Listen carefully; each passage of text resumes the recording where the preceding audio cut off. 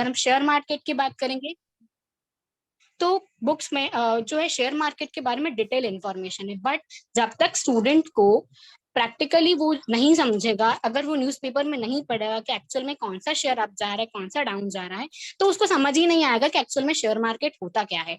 तो इसके लिए उसको न्यूज़पेपर या मैगजीन्स या आप गूगल के थ्रू वो मार्केट को वॉच कर सकते हैं, समझ सकते हैं। Then asking relevant questions frequently, अगर हमने कोई टॉपिक स्टूडेंट्स को एक्सप्लेन किया है तो हम उससे relevant questions at the time हम पूछ लें। कि अगर हम मान लिया, अगर मैंने उनको समझाया कि there are different levels of management, that is top level, middle level and lower level, तब मैंने उनको ये समझा दिया कि टॉप लेवल में आते हैं सारे एग्जीक्यूटिव्स आ गए, बिजनेस एग्जीक्यूटिव सीईओ आ गया, कंपनी के ऑनर आ गए हैं, डायरेक्टर्स आ गए, तो ये सारे टॉप लेवल में आते हैं। मिडिल लेवल में मैंने उन्हें समझा दिया कि मिडिल लेवल में सारे मैनेजर्स जो हैं वो मिडिल लेवल में आते हैं, और लोअर लेवल में सुपरवाइजर्स आते हैं। अब हम उनको ये समझा दिया मैंने कि टॉप लेवल का काम क्या होता है, तो प्लानिंग, कि मेन जो प्लानिंग होती है हमारे बिजनेस में, वो ऑर्गेनाइजेशन की प्लानिंग जो है वो टॉप लेवल करता है। ठीक, तो जितने भी डिसीजन स्ट्रेटेजीज फॉर्मुलेट का काम है वो टॉप लेवल का है, कोर एक्टिविटी यही है टॉप लेवल की।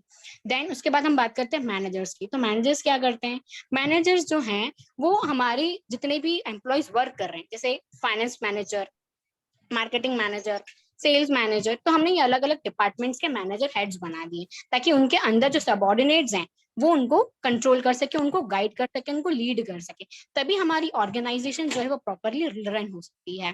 देन हम बात करते हैं लोअर लेवल मैनेजमेंट की। तो लोअर लेवल में आते हैं हमारे सारे वर्कर्स, हम बोल सकते हैं, या जब फैक्ट्री में हम काम करते हैं तो फैक्ट्री के वर्कर्स जो को उनके वर्क को जो सुपरवाइज करता है उन्हें हम कहते हैं सुपरवाइजर, तो वो आ जाते हैं हमारे लोअर लेवल में। अब अगर हमने स्टूडेंट से पूछ लिया कि अगर जितने भी वर्कर्स हैं who will supervise their work, अगर सुपरवाइजर, हम बोल सकते हैं कि सुपरवाइजर जो है वो कौन से लेवल में आता है, तो यहाँ पर स्टूडेंट्स आंसर दे देगा लोअर लेवल पर आता है, अगर उसको कॉन्सेप्ट समझ में आ गया तो। यहाँ एक और क्वेश्चन इससे बन सकता है कि who will take the measure who will form the measure policies and strategies for the organization. So here the answer will be a top level management. So here we'll understand that every level is important. We can't eliminate any of the level from the organization, and each level has their own importance. Then using multiple choice questions to get responses from children who find it difficult to write or explain verbally, because there are a lot of children in a class that they may not explain in a proper way. If I have told them just explain the different level of management, so it may be possible that a weakest student of the class may not be able to explain it properly. So I will ask him in a multiple choice questions, so that yeah, even if I will ask them how many levels of management, so and I have given them an option that is 1, 2, 3, and 4. So if he is able to understand that, very he will give the answer that is 3, and then I will ask him to give the answer, name the 3 levels of management. So I will try to give the answer like that. So there are different pedagogical process which we can use to explain the concept in the class.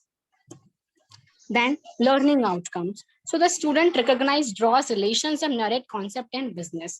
कि अब जब मैंने उनको explain किया कि management क्या होता है, उसको हमने स्कूल से रिलेट कर दिया, तो जब स्टूडेंट उसको समझेगा तो वो खुद से एक रिलेशनशिप जो है वो मेंटेन करने की, ड्रॉ करने की कोशिश करेगा कि हाँ एक्चुअल में, और अगर हम मैनेजमेंट की हम बात करें तो मैनेजमेंट सिर्फ स्कूल, कॉलेजेस या बिजनेस ऑर्गेनाइजेशंस में ही काम नहीं करता है, चाहे वो प्रॉफिटेबल ऑर्गेनाइजेशन हो चाहे वो नॉन प्रॉफिटेबल ऑर्गेनाइजेशन हो, हर ऑर्गेनाइजेशन में मैनेजमेंट जो है वर्क करता है।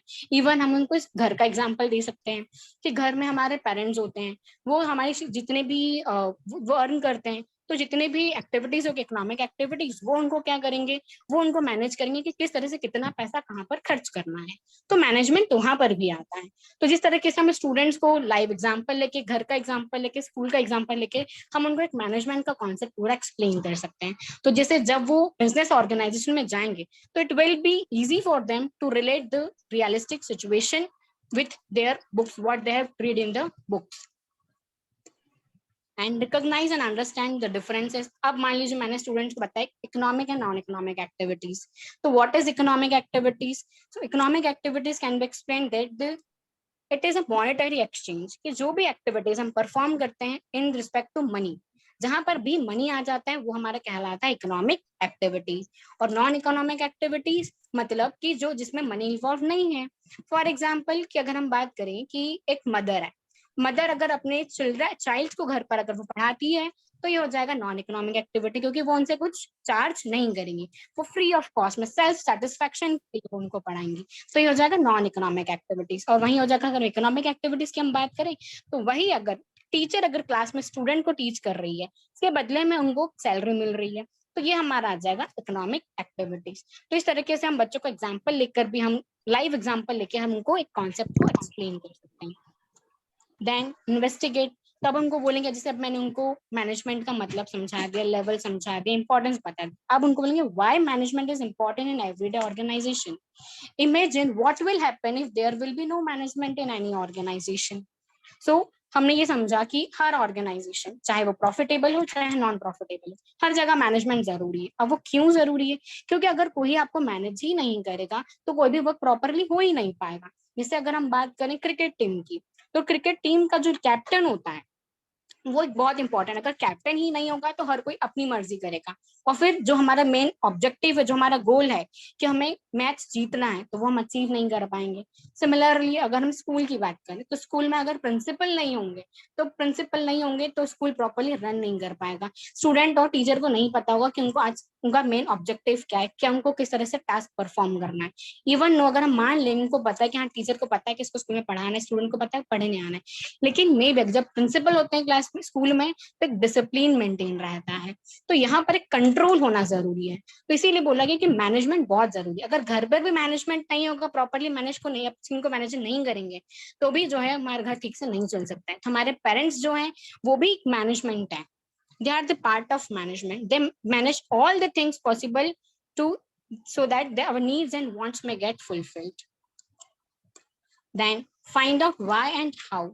So coordination is also a part of management, कि अगर मैनेजमेंट में कोऑर्डिनेशन नहीं रहेगा, हमारी ऑर्गेनाइजेशन में कोऑर्डिनेशन नहीं रहेगा, तो फिर हमारी ऑर्गेनाइजेशन रन नहीं कर सकती प्रॉपरली। अगर हम बोले कि सक्सेसफुल होना है, हमारी ऑर्गेनाइजेशन सक्सेस हो, तो ये पॉसिबल नहीं है। तो कोऑर्डिनेशन जरूरी। तो क्यों कोऑर्डिनेशन को मैन एसेंस कहा गया मैनेजमेंट का? बिकॉज क्योंकि कोऑर्डिनेशन के बिना जो है पॉसिबल नहीं। अगर कोऑर्डिनेशन नहीं रहेगा तो कॉन्फ्लिक्ट्स अराइज होंगे, कंफ्यूजन अराइज होगा, और दिस में be led to the downfall of the organization. And second one is how does management help in increasing efficiency? तो मैनेजमेंट कैसे हेल्प करेगा एफिशिएंसी को इंक्रीज करने के लिए? तो यहाँ से सबसे पहले हम बता दें कि एफिशिएंसी का मतलब क्या होता है। एफिशिएंसी का मीन्स होता है कि हमें मिनिमम कॉस्ट से मैक्सिमम आउटपुट गेन करना है।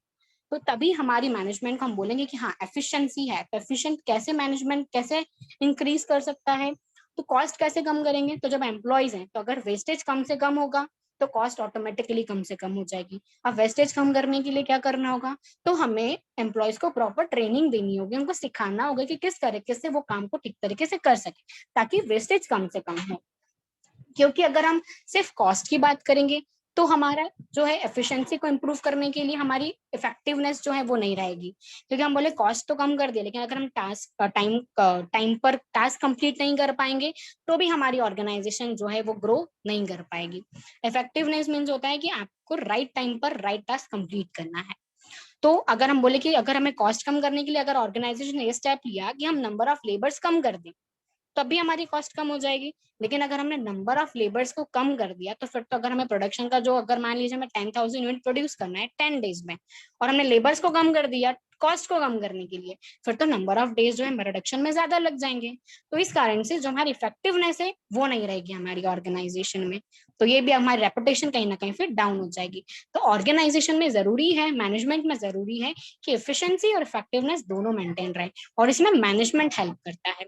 मैनेजमेंट अपने एम्प्लॉयज को गाइड करता है, उनको ट्रेनिंग प्रोवाइड करता है ताकि उनकी प्रोडक्टिविटी इंक्रीज हो। क्योंकि अगर उनकी प्रोडक्टिविटी इंक्रीज होगी तो ऑटोमेटिकली हमारी ऑर्गेनाइजेशन की एफिशिएंसी भी इंक्रीज होगी।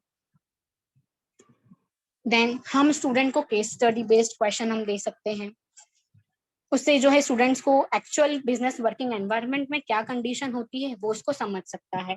फॉर एग्जांपल कि जैसे अभी मैंने आपको एक्सप्लेन किया कि इफेक्टिवनेस और एफिशिएंसी, तो यहाँ पर एक पूरा केस बन सकता था कि एक ऑर्गेनाइजेशन है जिसमें ऑर्गेनाइजेशन में क्या किया, उसको कॉस्ट कम करने के लिए उसने लेबर्स को कम कर दिया।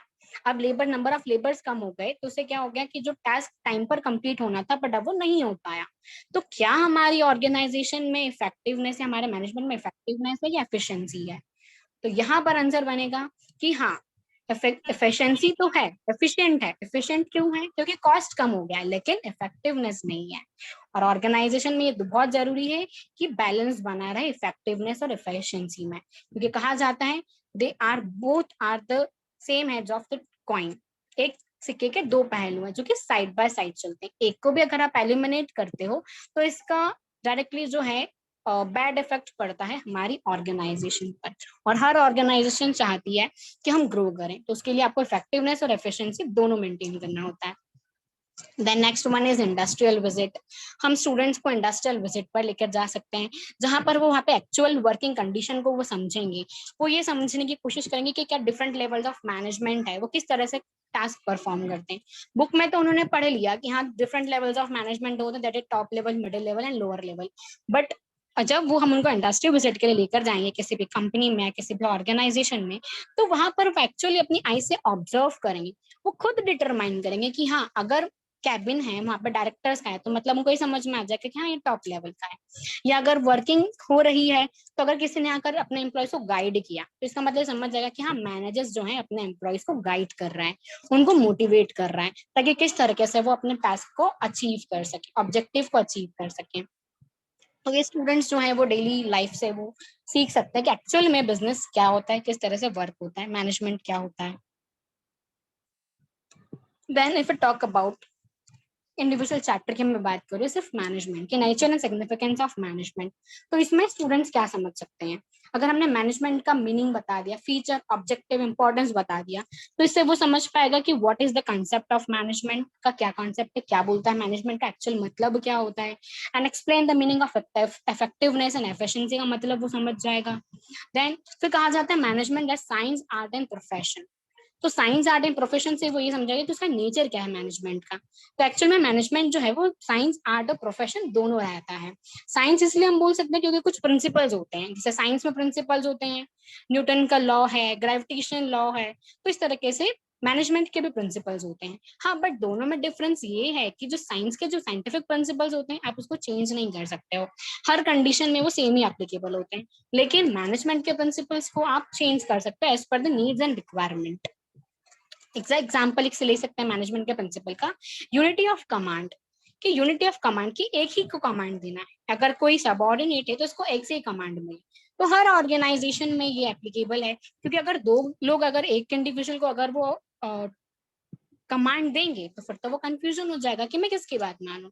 एग्जाम्पल समझ सकते हैं कि एक सेल्समैन है, तो अगर उसको फाइनेंस मैनेजर बोलता है कि आपको 20% का डिस्काउंट आप दे सकते हो सेल्स करने के लिए, और वहीं उसका सेल्स मैनेजर बोलता है कि आप 25% का डिस्काउंट दे सकते हो, तो यहाँ पर सेल्समैन को दो लोगों से कमांड मिल गया, तो यहाँ पर कंफ्यूजन, कॉन्फ्लिक्ट अराइज होगा, और फिर इसका बैड इफेक्ट जो है वो हमारी ऑर्गेनाइजेशन पर पड़ेगा। तो ऐसे एक प्रिंसिपल था, ऐसे 14 प्रिंसिपल्स जो है वो फेयोल ने दिए हैं, 6 प्रिंसिपल्स जो है वो टेलर ने दिए साइंटिफिक प्रिंसिपल्स। तो मैनेजमेंट में भी साइंस एप्लीकेबल है। आर्ट का मतलब होता है कि हम किस तरह से, किस वे में हम अपनी जो भी हमने सीखा है, मैनेजर ने अगर हमने इतनी पढ़ाई की है तो किस तरीके से हम उसको स्किलफुली प्रेजेंट करते हैं, दैट इज आर्ट। और प्रोफेशन, आप आजकल जो है अब तो मैनेजमेंट जो एक प्रोफेशन बन चुका है, तो इसलिए मैनेजमेंट का एज अ प्रोफेशन किया, कोर्स होता है, एमबीए होता है, बहुत सारे डिफरेंट कोर्सेज होते हैं जो कि आप प्रोफेशनली मैनेजर बन सकते हो। देन लेवल्स ऑफ मैनेजमेंट पढ़ पाएगा, इससे समझ में आ जाएगा कि top level, lower level, middle level क्या होता है, क्या रोल होता है उनका ऑर्गेनाइजेशन में, वो ही समझ जाएंगे। देन मैनेजमेंट फंक्शंस, कि मैनेजमेंट क्या फंक्शन करता है, तो मेनली 5 फंक्शंस होते हैं, planning, organising, staffing, directing and controlling. तो इस चैप्टर में वो समझ जाएंगे कि एक्चुअल में मैनेजर्स क्या वर्क करते हैं। And coordination, concept and importance, क्या कोऑर्डिनेशन क्यों जरूरी है, क्या उसके इम्पोर्टेंस है, ये भी वो इस चैप्टर से समझ जाएगा।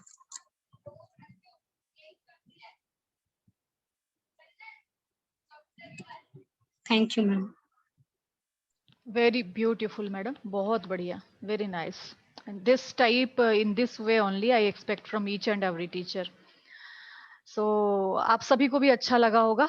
आप भी अपने अपने कॉम्प्लीमेंट्स पोस्ट करिए मैडम को। कोई नहीं दे रहा आपको कॉम्प्लीमेंट्स, मैडम देख लीजिए। मैम आपका compliment means a lot for beautiful me. Ma'am. देखिए सामने से बोल रही हूँ, बस ईश्वर सर का कॉम्प्लीमेंट आया है अभी तक। नहीं ma'am it was- Shraddha ma'am का मैसेज आ गया, वेरी अच्छा वेरी। अच्छा। सुधा मैडम का भी मैसेज आ गया। नेहा मैडम का भी। ओके ओके भाई, ये लोग आज मौन है, गुरुवार है ना आज, इसलिए। तो बहुत अच्छा, बहुत ही नहीं आ रहा सुंदर था तरीके से। हाँ जी मैम, मैं वो इनबॉक्स में वो जो डालते हैं ना, वो टाइप करने की कोशिश में थी, तो मैंने अच्छा कैसे करूँ, ऐसे मैंने माइक से ही बोल दिया। ठीक है। नहीं बहुत बढ़िया, बहुत बहुत अच्छा अच्छे मैम, तरीके बहुत से ही आपने किया। और थैंक यू बस इसी मैम। तरीके से सबको देखिए। सिमरन मैम, अब आप अपना अनुभव बताइए कि जब आप आपने तैयारी की, तो व्हाट डिड यू लर्न, मतलब ऐसा लगा कि हाँ ये करने में मुझे कोई पर्सनली फायदा हुआ, आपको कोई पर्सनली फायदा यस हुआ मैम, ऐसा? हाँ। क्योंकि यस मैम, मैम हम्म पहले जो था हमें इतना फोकस हम नहीं समझा था कि एक्चुअल में हम्म स्टूडेंट्स को किस वे में पढ़ाना चाहिए। हमें पता तो है कि हाँ स्टूडेंट को कैसे सिखाना चाहिए, बट हम्म एक्चुअल में क्या पैटर्न फॉलो करना चाहिए जिससे स्टूडेंट्स के हम्म लिए लर्निंग और इजी हो जाए, कॉन्सेप्ट तो क्लियर वो ये हुआ हम ना। पाते हैं। Very yes ma'am. नाइस।